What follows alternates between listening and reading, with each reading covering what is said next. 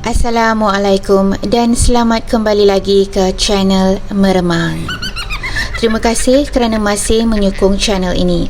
Ati sangat-sangat menghargai sokongan dari anda semua, kerana sejujurnya untuk membuat konten di YouTube, lebih-lebih lagi untuk menceritakan kisah-kisah seram, bukanlah sesuatu yang mudah. Selain dari masa yang diperlukan untuk editing, adakala sewaktu menyampaikan cerita, kami akan diuji dengan gangguan-gangguan misteri.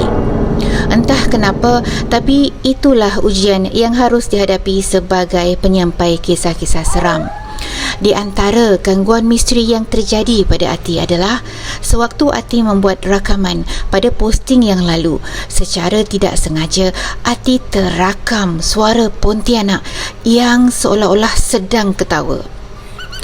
Dan sebelum itu juga, di konten-konten yang lepas, percaya atau tidak, Ati juga telah diganggu oleh sosok seram yang seolah-olah mengintai-ngintai Ati ketika sedang membuat rakaman untuk kisah seram Bali ketika itu. Dan di saat ini, sedang Ati membuat rakaman, Ati merasa seperti diperhatikan oleh sesuatu.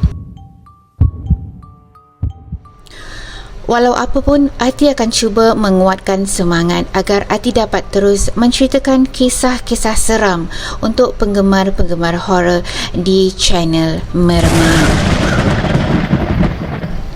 Baiklah, untuk konten kali ini, Ati akan menceritakan kisah-kisah seram di Genting Highland.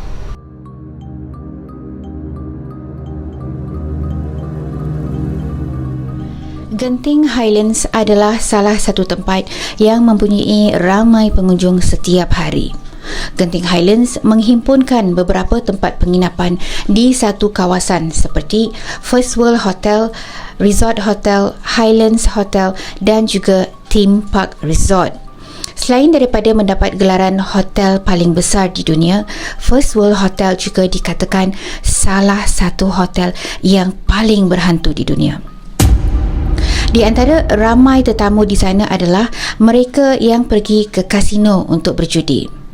Mereka yang kalah teruk di kasino akan menjadikan kawasan hotel ini pilihan mereka untuk membunuh diri.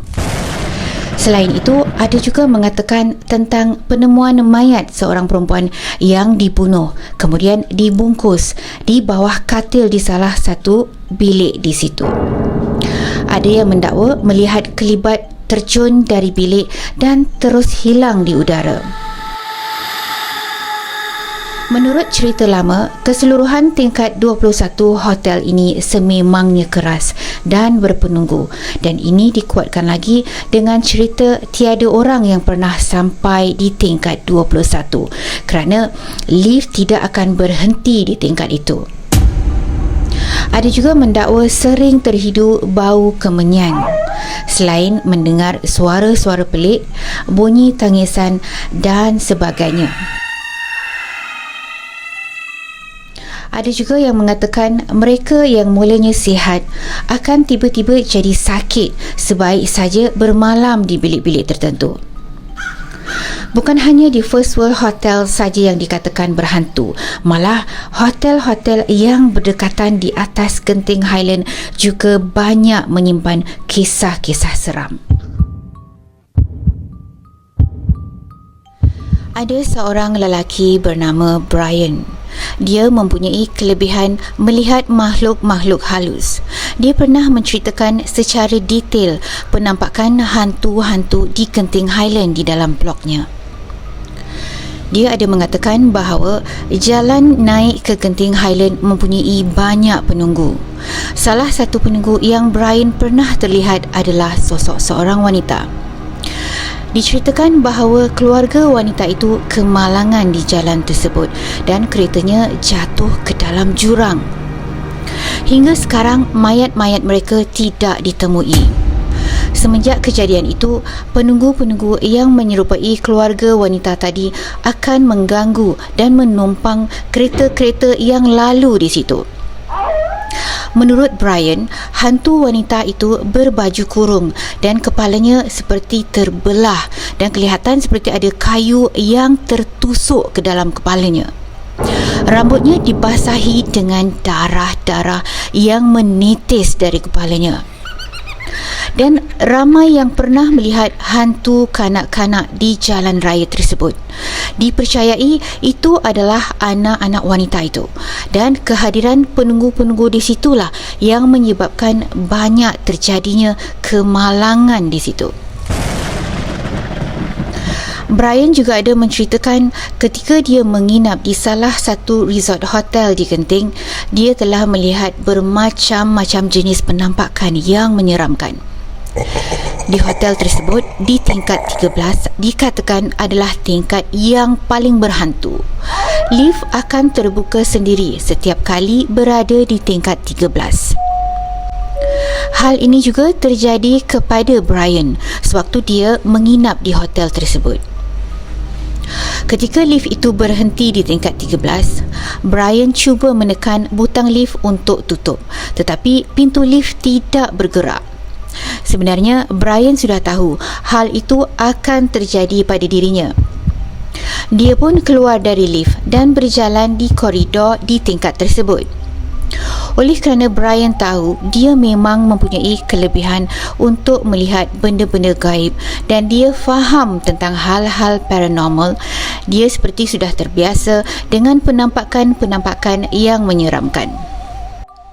Sebaik saja Brian keluar dari lift, dia mula dapat melihat bermacam-macam jenis hantu di situ. Di antaranya adalah Brian melihat ada dua lelaki yang berpakaian formal berjalan dengan muka yang sangat pucat lesi. Terlihat ada tali yang melilit lehernya.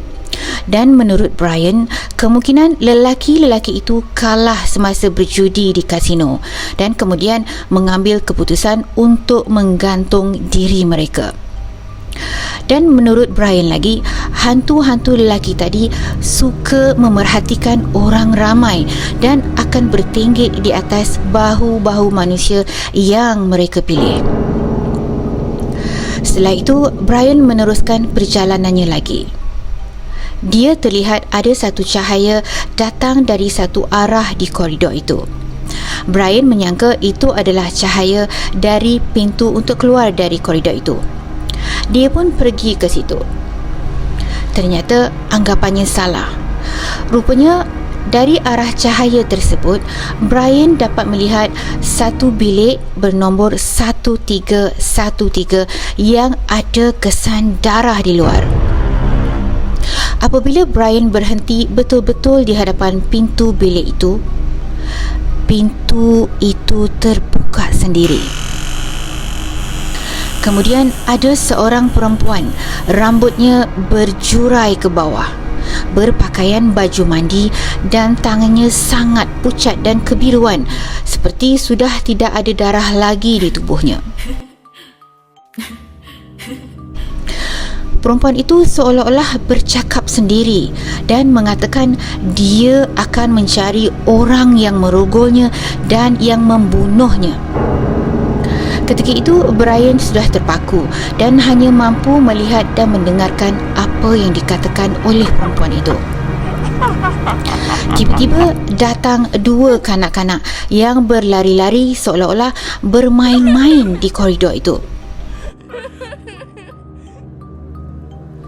Yang menyeramkan adalah bola mata kedua-dua kanak-kanak itu hitam. Tidak ada langsung mata putih, seolah-olah matanya berlubang. Yang pelik adalah hantu-hantu itu seolah-olah tidak mengganggu Brian. Mereka seperti hanya ingin memperlihatkan kewujudan mereka kepada Brian. Brian pun cepat-cepat beredar dari situ dan mencari lift lobby. Tetapi Brian tidak dapat keluar dari situ. Dia seolah-olah berpusing-pusing di tempat yang sama. Akhirnya, kira-kira setelah 20 minit, barulah dia sampai di lift lobby. Dia pun menekan butang lift. Ketika pintu lift itu terbuka, ada 3 orang pelanggan hotel di dalam lift tersebut. Tapi sebenarnya, mereka bukan bertiga sahaja di dalam lift itu. Brian dapat melihat ada 6 lagi hantu yang berada di belakang pelanggan hotel tersebut. hampir kesemua hantu-hantu itu tidak berkepala.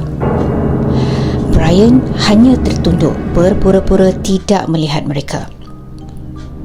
Setelah sampai di biliknya, Brian pun mandi. Bilik Brian mempunyai bilik air yang hanya ditutupi dengan kaca dan dari arah bilik air dapat melihat samar-samar keseluruhan ruang biliknya.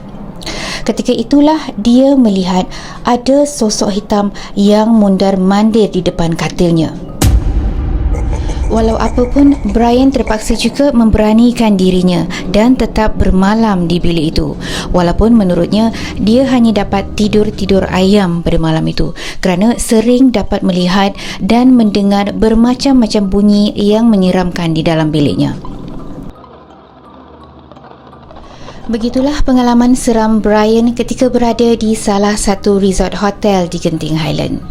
Kalau anda yang berada di tempat Brian, bagaimana? Pasti meremangkan? Begitulah di antara kisah-kisah seram yang terjadi di Genting Highland. Di konten yang akan datang, Ati akan menceritakan pengalaman-pengalaman seram tentang Amber Court di Genting Highland. Dan insyaAllah di posting-posting yang akan datang, Ati akan menceritakan kisah seram benar yang terjadi kepada Grab Rider.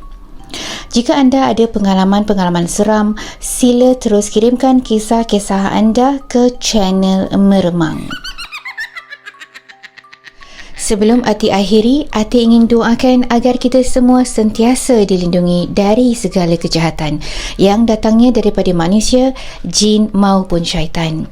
Ingatlah, apapun yang terjadi, kita harus yakin bahawa Allah lebih berkuasa di atas segalanya. Sehingga berjumpa lagi di lain kesempatan. Assalamualaikum.